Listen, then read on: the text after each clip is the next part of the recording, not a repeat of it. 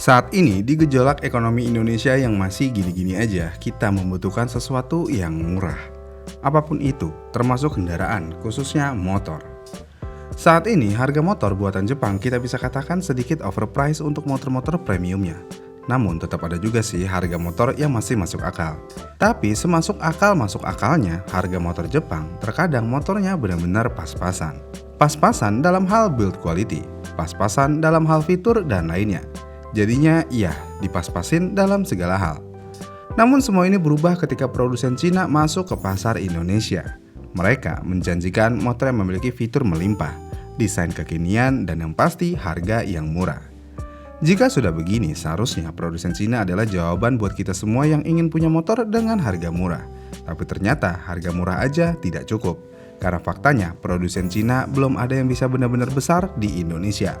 Bahkan sekelas CF Moto yang udah ada di Indonesia sudah sejak lama masih tidak ada apa-apanya jika dibandingkan pabrikan Jepang.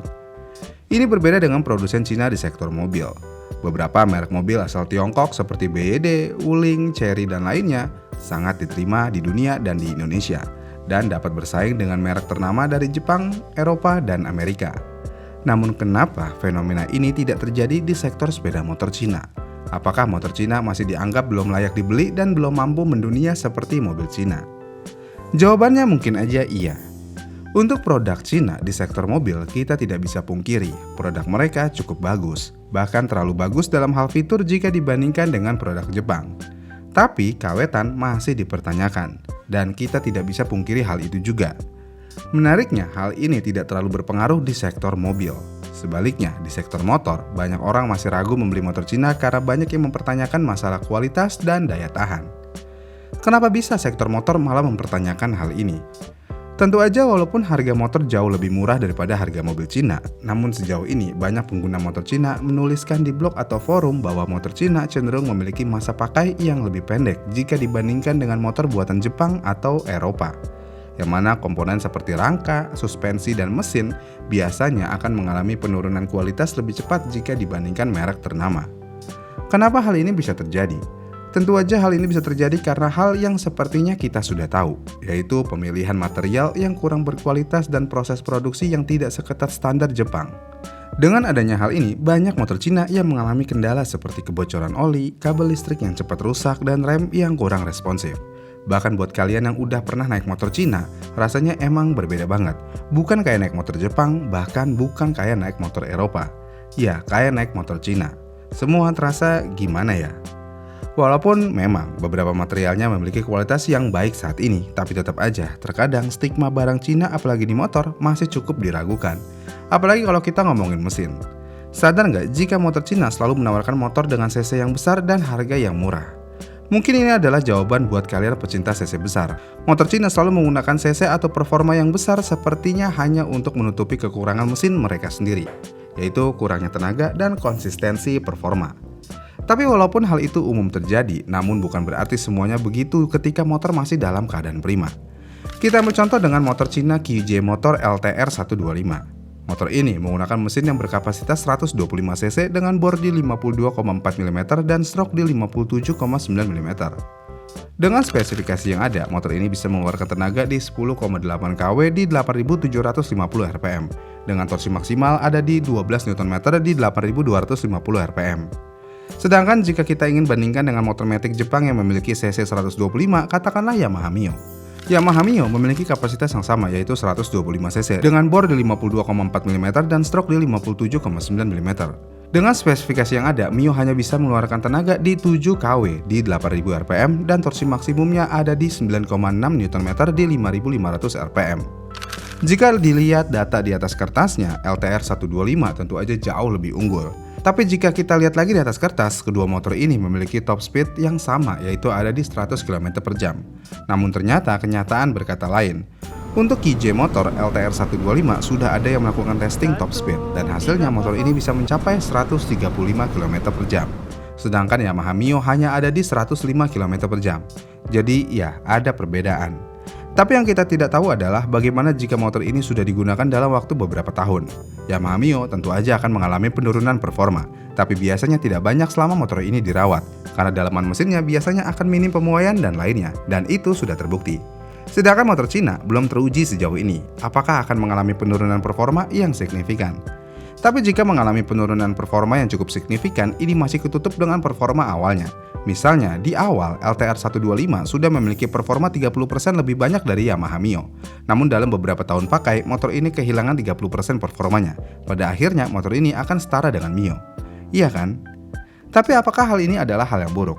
Jika kalian berpikir performa motor Matic 125cc seharusnya segitu, yaitu kayak Mio, seharusnya ya ini bukan masalah besar. Tapi kalau kalian orang yang suka dengan performa maksimal, sepertinya ini akan menjadi masalah. Tapi ya sekali lagi, ini hanya waktu yang akan bisa menjawab. Namun dengan performa yang lebih tinggi, ini tentu aja konsumsi BBM tidak bisa sama. Dan iya, faktanya memang begitu. LTR 125 di atas kertas bisa menghasilkan konsumsi BBM 1:45 aja. Sedangkan Yamaha Mio bisa menghasilkan konsumsi BBM 1:58 sampai 62 km. Jadi ya, ada perbedaan di sini. Intinya semua masih diragukan. Kenapa masih diragukan? Sedangkan produsen mobilnya langsung diterima aja. Tentu aja strategi pemasaran dan branding produsen Cina di sektor motor juga sangat berbeda dengan strategi mobil Cina. Karena mau bagaimanapun, salah satu alasan utama mengapa mobil Cina berhasil mendunia adalah strategi pemasaran yang agresif dan promosi yang besar-besaran. Mereka tidak hanya menawarkan harga yang kompetitif, tetapi juga berinvestasi dalam membangun citra merek yang kuat. Kita ambil contoh BYD. Dunia dibuat heboh oleh BYD. Kasarnya, Amerika aja sampai membanet BYD.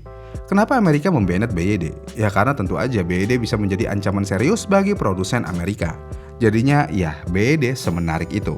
Ini berbeda dengan pabrikan Cina sektor motor. Mereka tidak melakukan strategi serupa. Produk mereka memang bagus, tapi tidak menjadi ancaman yang nyata. Kenapa tidak bisa menjadi ancaman yang nyata? Sekali lagi, kita lihat BYD. BYD semuanya hampir original.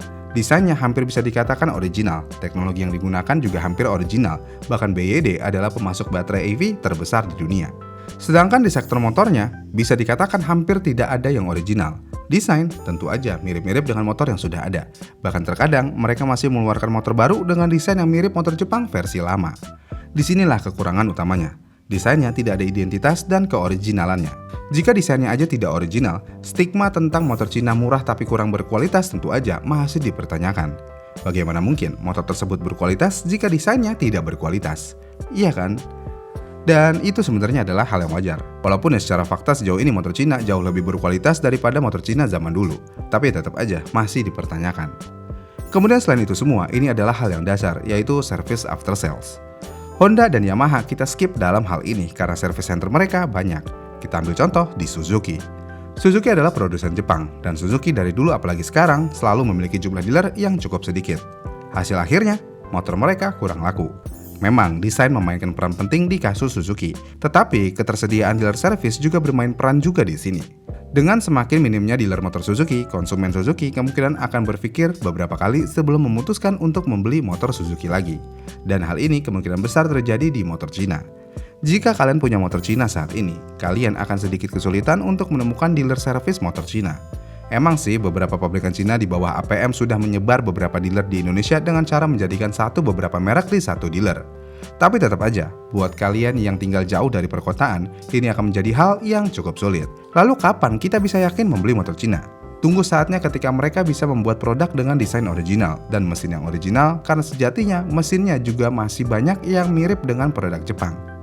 Tapi apakah produk Cina buruk? Untuk saat ini tentu aja motor Cina bukanlah motor yang buruk, hanya aja jangan gegabah untuk meminangnya.